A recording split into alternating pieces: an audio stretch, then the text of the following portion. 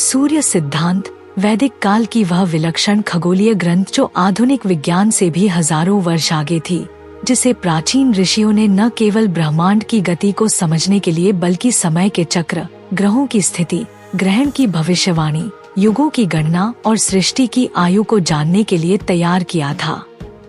यह ग्रंथ इतना रहस्यमय और वैज्ञानिक रूप से परिपूर्ण है कि आज जब हम इसे खोलते हैं तो इसकी गणनाएं, इसके सूत्र और इसके खगोलीय विवरण न केवल चमत्कृत करते हैं बल्कि हमें यह सोचने पर विवश करते हैं कि क्या सचमुच यह ग्रंथ हजारों वर्ष पुराना है या किसी अद्वितीय चेतना द्वारा सृजित विज्ञान की विरासत है।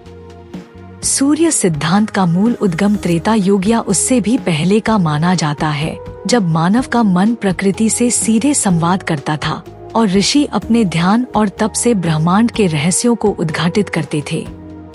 यह ग्रंथ माया नामक एक देवता द्वारा असुर माया को प्रदान किया गया था, जिसे बाद में ऋषि सूर्य ने अपने अनुयायियों को दिया।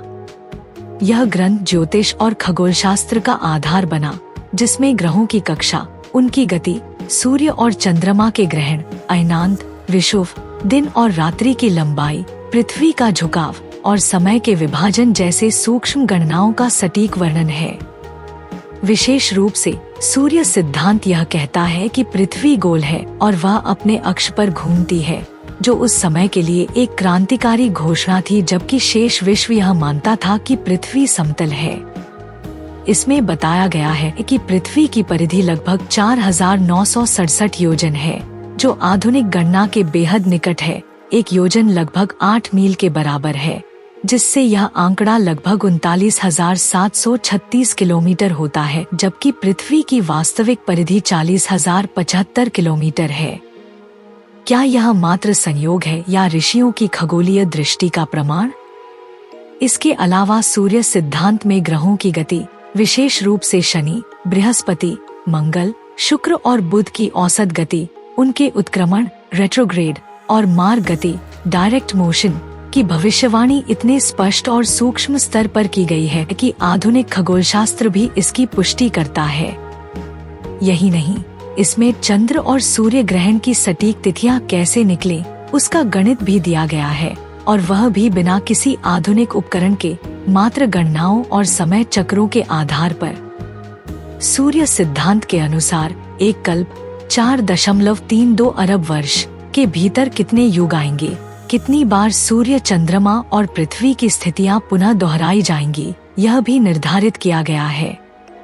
यहाँ काल को केवल समय नहीं माना गया बल्कि ब्रह्मांडीय लय, कॉस्मिक रिदम समझा गया है, जिसमें ब्रह्मा के दिन और रात्रि की अवधारणा दी गई है। जहाँ एक ब्रह्मा का दिन 4.32 अरब वर्ष का होता है और रात भी उतनी ही होती है। इस प्रकार ब्रह्मा का एक वर्ष लगभग 3.11 ट्रिलियन वर्ष होता है, जो आधुनिक वैज्ञानिकों द्वारा अनुमानी ब्रह्मांड की आयु के अनुमान के काफी निकट है। सूर्य सिद्धांत समय को त्रुटि, लव, निमेष, क्षण, घटी, मुहूर्त, प्रहर, दिन, पक्ष, मास, ऋतु, अयन और वर्ष जैसे इकाइयों में विभाजित करता है, जहां एक निमेष लगभग 16 अंशों का समय होता है, जो कि परमाणु घड़ी की दृष्टि से भी मान्य माना जा सकता है। इतना ही नहीं, इसमें पृथ्वी के झुकाव, एक्सियल टिल्ट और उत्तरायण दक्षिणायन जैसे खगोलीय परिवर्तन का भी स्पष्ट वर्णन है। यह भी उल्लेखनीय है कि सूर्य सिद्धांत के अनुसार सूर्य स्थिर है और ग्रह उसके चारों ओर घूमते हैं, जो आधुनिक हेलियोसेंट्रिक सिद्धांत के अनुरूप है, जबकि यूरोप में कोपरनिकस के इस सिद्धांत को गैलीलियो ने 16वीं सदी में स्वीकार करवाया और तब जाकर यह विचार प्रचलन में आया। यह भी दर्शाता है कि प्राचीन भारत में वैदिक विज्ञान और ज्योतिष केवल धर्म या विश्वास का विषय नहीं थे, बल्कि अत्यंत उन्नत खगोलगणितीय प्रणाली पर आधारित थे। सूर्य सिद्धांत की गणनाओं में त्रिकोणमिति, साइन फंक्शन, जिन्हें ज्या और कोज्या कहा गया है, चंद्रमा के चरण और ग्रहों की दीप्ति का भी उल्लेख है। इसके पीछे न केवल गणितीय प्रतिभा थी, बल्कि ब्रह्मांड को एक जीवंत चेतना के रूप में समझने का भाव भी था।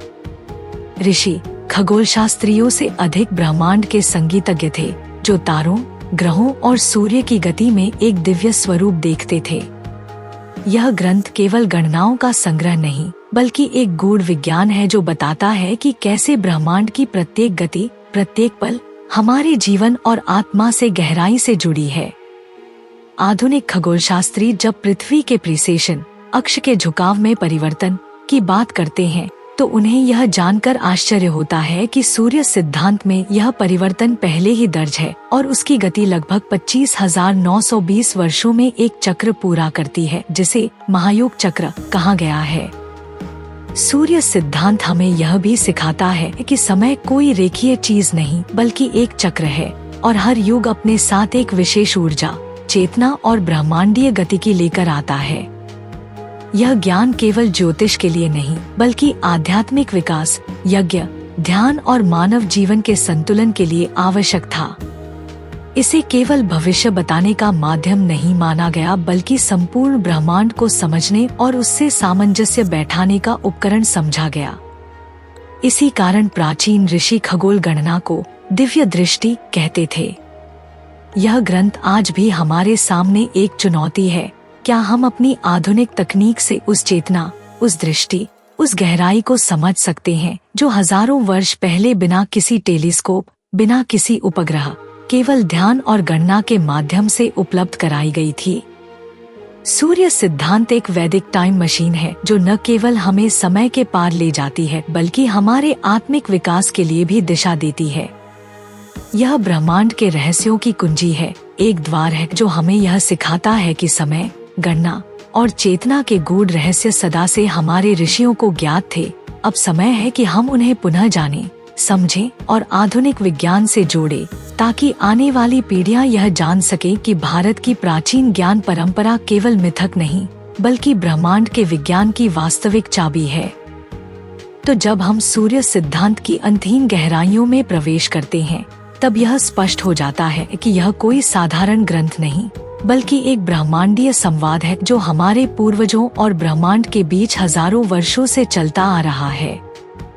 यह वह संवाद है जहाँ शब्द नहीं, गणनाएं बोलती हैं, जहाँ अक्षरों में नहीं बल्कि ग्रहों की चाल में वेदना और चेतना समाहित है। सूर्य सिद्धांत हमें यह सिखाता है कि समय कोई सीधी रेखा नहीं बल्कि चक्र है, एक वृत्त जो अनंत है। हमारे पूर्वजों ने समय को केवल घड़ी की सुई में नहीं बांधा बल्कि उन्होंने काल को नक्षत्रों, ग्रहों और तारे की गति में देखा। वे जानते थे कि ब्रह्मांड का हर स्पंदन, हर कंपन हमारे जीवन के प्रत्येक क्षण से जुड़ा हुआ है। उन्होंने काल गणना को केवल दिन, महीने, वर्ष तक सीमित नहीं रखा बल्कि युगों, महायुगों और कल्पों की लयबद्ध ध्वनि में समाहित किया। सूर्य सिद्धांत की यह विशेषता आधुनिक विज्ञान के समक्ष एक चुनौती की तरह खड़ी होती है, क्योंकि जब आज की टेलीस्कोपिक गणनाएं 1 से 2% त्रुटि स्वीकारती हैं, वहीं हजारों वर्ष पूर्व रचे गए सूर्य सिद्धांत की गणनाएं आज भी लगभग शुद्धता के साथ ग्रहण, ग्रहों की स्थिति और सौरचंद्र चाल को दर्शाती हैं। क्या यह केवल संयोग है? नहीं, यह ऋषियों की उस दिव्य दृष्टि का परिणाम है जो उन्होंने गहन ध्यान, तपस्या और ब्रह्मांडीय ऊर्जा से प्राप्त की थी। उन्होंने ब्रह्मांड को केवल देखा नहीं, अनुभव किया। उन्होंने तारों से संवाद किया, उन्होंने प्रकाश और छाया के खेल में ब्रह्मा की रचना का रहस्य खोजा। यही कारण है कि सूर्य सिद्धांत को केवल खगोलशास्त्र का ग्रंथ कहना एक बहुत बड़ी सीमा में बांधना होगा। यह एक जीवंत विज्ञान है, एक चेतन अनुभव है। हमारे ऋषियों ने पृथ्वी की धुरी की झुकाव, उसका घूमना, प्रिसेशन, ग्रहण बिंदु, राहु केतु, चंद्र ग्रहण और सूर्य ग्रहण की भविष्यवाणियां, दिन की लंबाई, मास और वर्ष की सही परिभाषा, इन सबको इतनी सहजता से बताया कि जैसे वे स्वयं ब्रह्मांड के नियमों को लिख रहे हों। आज जब नासा या ईएसए जैसे संस्थान इन गणनाओं को लाखों डॉलर के उपकरणों से सिद्ध करने में जुटे हैं, वहीं हमारे प्राचीन ग्रंथों में यह सब पहले से ही उल्लेखित है। यह हमें एक प्रश्न की ओर ले जाता है, क्या हमारे पूर्वजों के पास कोई उन्नत तकनीक थी? या वे किसी ऐसे चेतन स्तर पर पहुंच चुके थे जहां ब्रह्मांड स्वयं उनके सामने खुलने लगा था? यह भी ध्यान देने योग्य है कि सूर्य सिद्धांत केवल भारत तक सीमित नहीं रहा। अरब खगोलशास्त्री, यूनानी विद्वान और मध्ययुगीन यूरोपियन गणितज्ञ इस ग्रंथ से प्रभावित हुए। यह ज्ञान सीमाओं में नहीं बंधा, क्योंकि सत्य सार्वभौमिक होता है। भारत की इस ज्ञान परंपरा ने पूरे विश्व को खगोलशास्त्र, समय और ब्रह्मांडीय गणना की सही दिशा दिखाई। आज यदि हम पुनः सूर्य सिद्धांत की ओर लौटें, तो हम न केवल अपनी खोई हुई सांस्कृतिक जड़ों से जुड़ सकते हैं, बल्कि विज्ञान के उस स्वरूप से भी परिचित हो सकते हैं जहां गणना और अध्यात्म एक ही सतह पर चलते हैं। यही वह दृष्टिकोण है जो आधुनिक युग की जड़ता को तोड़ सकता है, जहां केवल मशीनें नहीं, मानव चेतना स्वयं ब्रह्मांड की भाषा पढ़ सके। अतः सूर्य सिद्धांत केवल एक ग्रंथ नहीं, यह एक वैदिक टाइम मशीन है, एक दिव्य गणनात्मक यंत्र जो हमें यह बताता है कि समय कैसे चलता है, ब्रह्मांड कैसे नृत्य करता है और मनुष्य इस अनंत नृत्य में कैसे भागीदार बन सकता है। यह हमें याद दिलाता है कि हम केवल इस पृथ्वी पर जीवित प्राणी नहीं, बल्कि एक ब्रह्मांडीय योजना के सहभागी हैं। जब हम सूर्य सिद्धांत को पढ़ते हैं, तो हम न केवल तारों की गति समझते हैं, बल्कि अपनी आत्मा की भी गति को महसूस करते हैं। और यही वह ब्रह्म सत्य है, जहां विज्ञान, अध्यात्म और मानव चेतना का संगम होता है।